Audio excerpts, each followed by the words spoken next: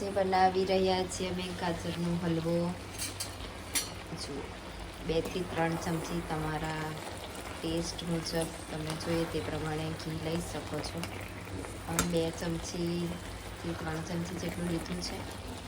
પછી દૂધમાં બનાવીએ છીએ તો દૂધ નાખ્યું છે. અમૂલની 1 પેકેટ જે દૂધ આપણે લાવીએ છીએ એ આખું નાખી દીધું છે.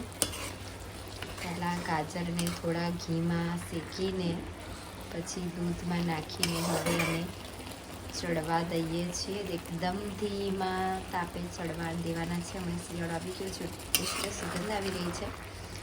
થેન્ક યુ ભગવાન. હવે આપણે થોડું ચડી જાય પછી થોડી વાર પછી ખાંડ એડ કરીશું. અમારે ત્યાં પ્લેન જ ગમે છે અને ગરમ ગરમ ગમે છે. તમે કાજુ બદામ એવું નથી એડ કરતા. એ તો સવારે આપણે ખાઈએ છીએ માટે કોઈ અમારે ત્યાં બહુ ગમતું નથી. એલચી નાખીશું આપણે, પરંતુ એ પછી નાખીશું.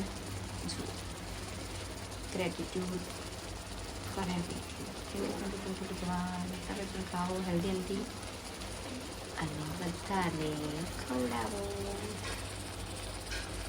જો એલચી નાખીને હવે આ રેડી છે.